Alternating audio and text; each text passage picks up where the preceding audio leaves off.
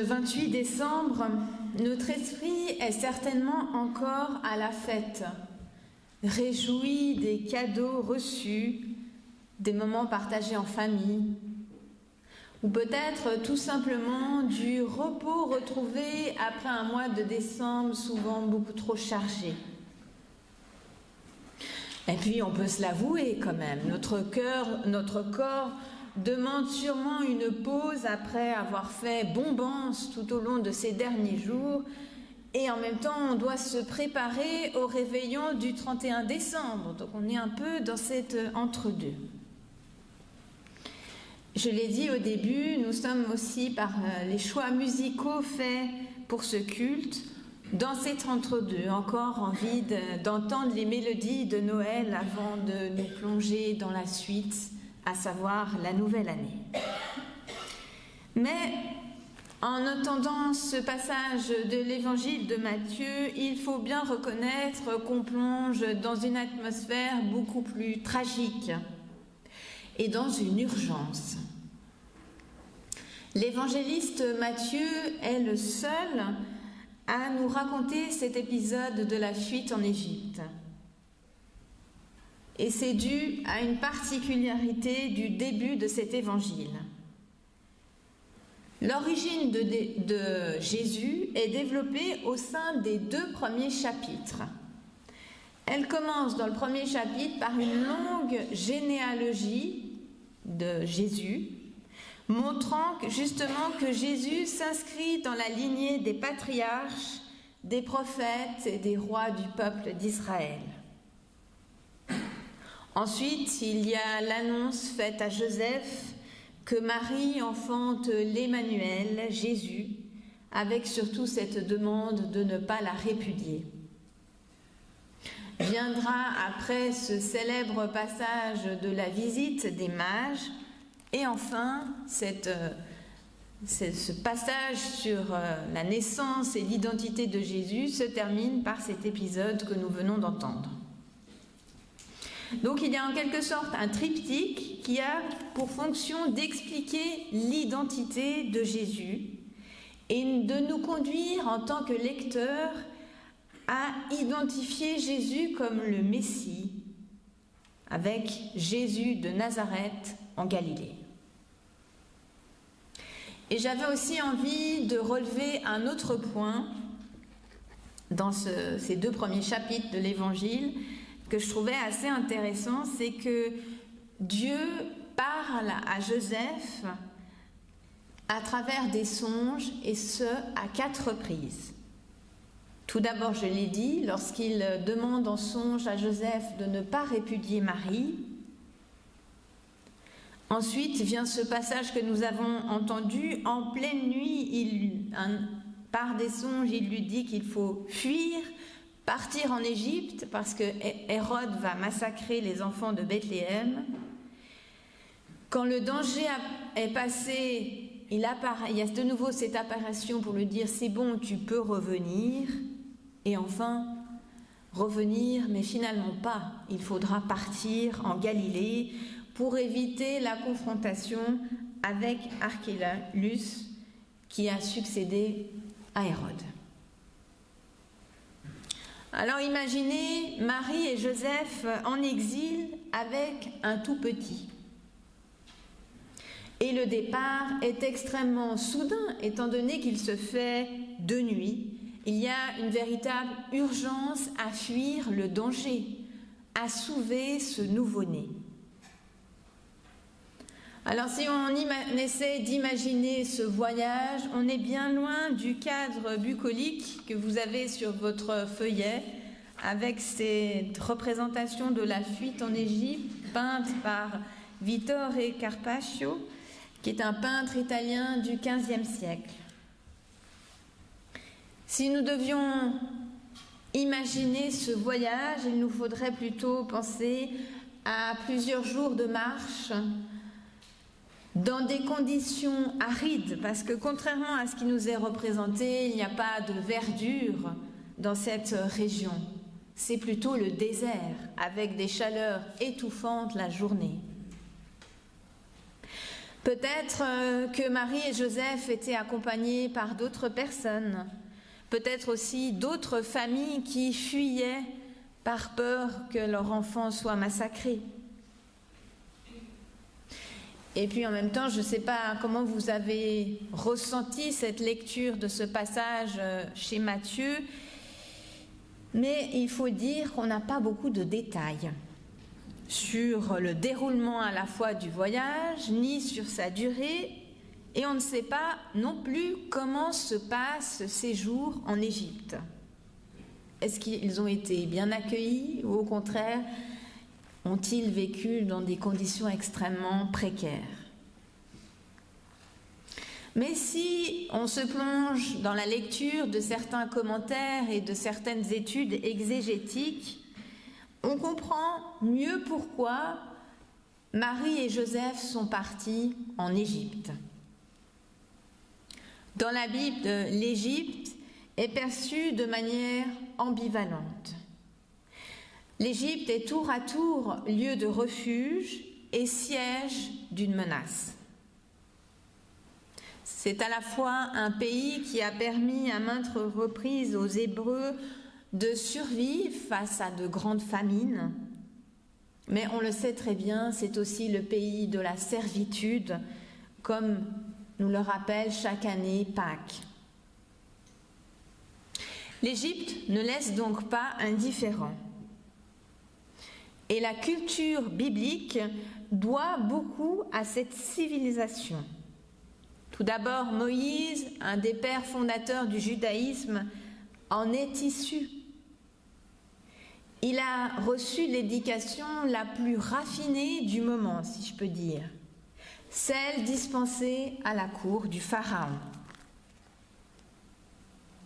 Alors, les exégètes perçoivent dans ce récit qui, comme je l'ai dit, s'inscrit dans la construction de l'identité de Jésus, une identification de Jésus au patriarche Moïse. Ce qu'il vit est comparable à ce que Moïse a vécu lors de sa naissance. Et puis, on peut presque dire que Hérode prend un peu des airs de Pharaon dans ce passage. Il s'oppose au projet de Dieu en voulant supprimer, massacrer des enfants. Alors la Judée devient une terre d'oppression semblable à celle d'Égypte dans le livre de l'Exode. Ce passage nous montre aussi le contexte dans lequel Jésus est né, un contexte à la fois de brutalité et, j'ose dire, de cruauté. Mais malgré toute cette violence qui entoure Jésus, Dieu a choisi de demeurer dans la fragilité d'un tout petit. Il a choisi de demeurer au sein d'un enfant réfugié. C'est lui qui porte son projet de salut, son espérance et son amour pour le monde. Vous auriez peut-être envie de me dire tout ça est bien joli, mais une question que l'on pourrait se poser, c'est pourquoi Dieu n'intervient pas pour arrêter Hérode. Ce pourquoi nous renvoie à ce pourquoi que nous entendons très souvent aujourd'hui. Pourquoi, face à tant de violence et de conflits dans notre monde, Dieu n'intervient-il pas ou plus?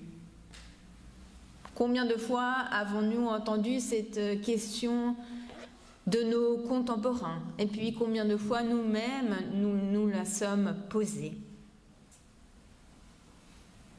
Mais les Écritures ne nous décrivent pas un monde de bisounours. Au contraire, dans les Écritures, nous trouvons un monde avec toutes ses contradictions et ses âpretés. Il y a des temps d'incompréhension où le silence de Dieu se fait lourd. Mais dans les Écritures, nous découvrons aussi que Dieu est celui qui souffre avec, l'Emmanuel, Dieu avec nous. Dieu déploie alors sa parole afin que nous croyions qu'il demeure le visiteur de notre histoire, même dans les situations douloureuses, pour y planter la puissance de son amour. Pour moi, et j'en ai fait tout un travail, Dieu n'est pas le Tout-Puissant et Dieu ne se manifeste pas ni dans les Écritures ni dans notre monde par sa toute-puissance. Mais au contraire, il se glisse dans les failles. Il est présent dans la totale faiblesse d'un enfant, d'un exilé, d'un migrant. Et Dieu avec, c'est Dieu qui souffre. Il est avec le nouveau-né dans cette horreur de Bethléem.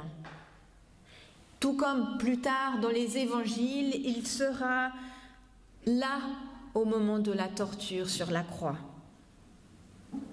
Aujourd'hui, en tant que chrétiens, nous croyons et nous proclamons que Dieu est aux côtés des hommes et des femmes qui œuvrent dans les camps de réfugiés.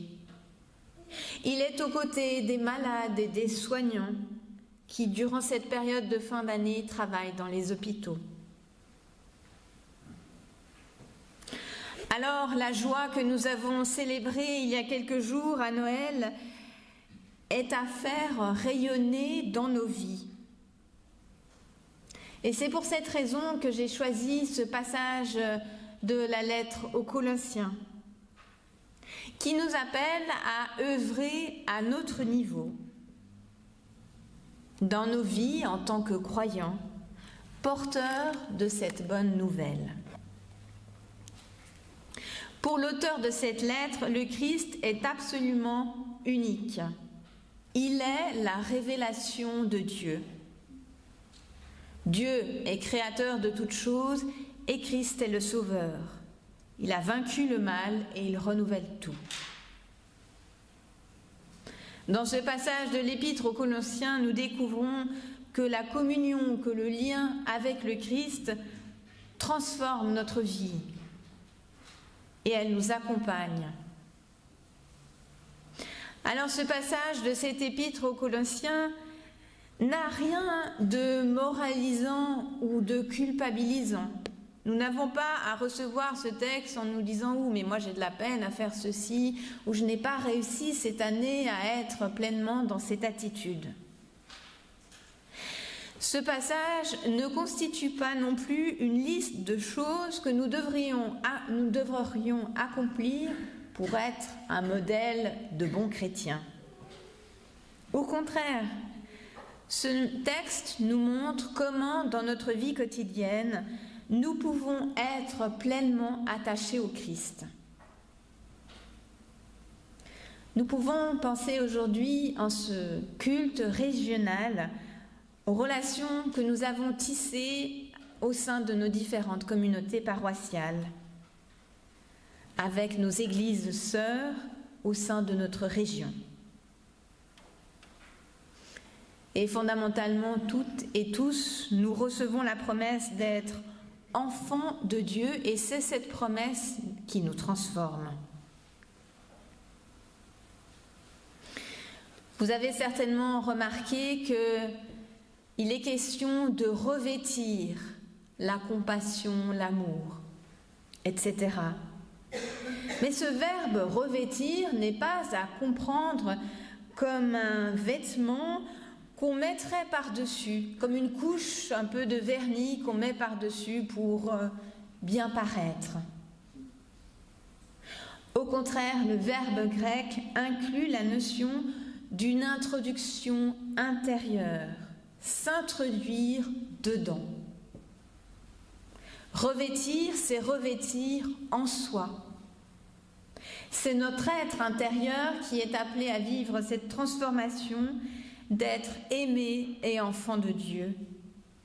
Et c'est parce qu'intérieurement nous vivons cela qu'ensuite cela a un impact dans notre manière d'être. Par exemple, revêtir de la compassion pour celui qui souffre, revêtir de la bienveillance, porter un regard bienveillant sur celles et ceux qui nous entourent, revêtir de pardon. Et c'est là où je voyais peut-être une pointe que nous pourrions leur recevoir comme une pointe de culpabilité ou de moralisation. Revêtir de pardon, c'est tout d'abord pardon vis-à-vis de nous-mêmes. Nous pardonner, par exemple, lorsque nous avons blessé sans le vouloir, sans nous en rendre compte. Nous savons combien nous pouvons être durs vis-à-vis de nous-mêmes. Revêtir de pardon lorsque nous nous en voulons d'avoir pas atteint l'objectif que nous nous étions fixé. Il est important d'abord pouvoir se pardonner, d'abord porter sur moi-même, sur nous-mêmes, ce regard de bienveillance, pour ensuite le porter sur les autres, celles et ceux qui nous entourent. Et peut-être un jour, lorsque nous serons nous-mêmes blessés, nous arriverons aussi à pardonner, à être bienveillants malgré tout. Et enfin, on sait l'importance dans les épîtres de l'amour, revêtir d'amour dans nos paroles, dans nos gestes, revêtir et recevoir intérieurement cet amour que Dieu nous donne. Alors, chers amis, en cette fin d'année, peut-être que l'essentiel n'est pas de faire des résolutions, une liste d'objectifs, peut-être de choses. En 2026, on va faire ce qu'on n'a pas réussi en 2025, et puis peut-être on va rajouter une ou deux choses, comme ça on aura une belle liste. Au contraire, peut-être que pour 2026, nous pouvons formuler ce désir, ce souhait, de recevoir en nous intérieurement toutes ces bonnes choses que nous donne, que nous rappelle cet épître aux Colossiens, et d'essayer de les revêtir en nous-mêmes, en espérant, en souhaitant qu'ensuite tout cela ait un impact dans notre vie. C'est en tout cas ce que je vous souhaite, que vous puissiez revêtir du Christ et de tous les bienfaits et tout le rayonnement qu'il nous apporte. Amen.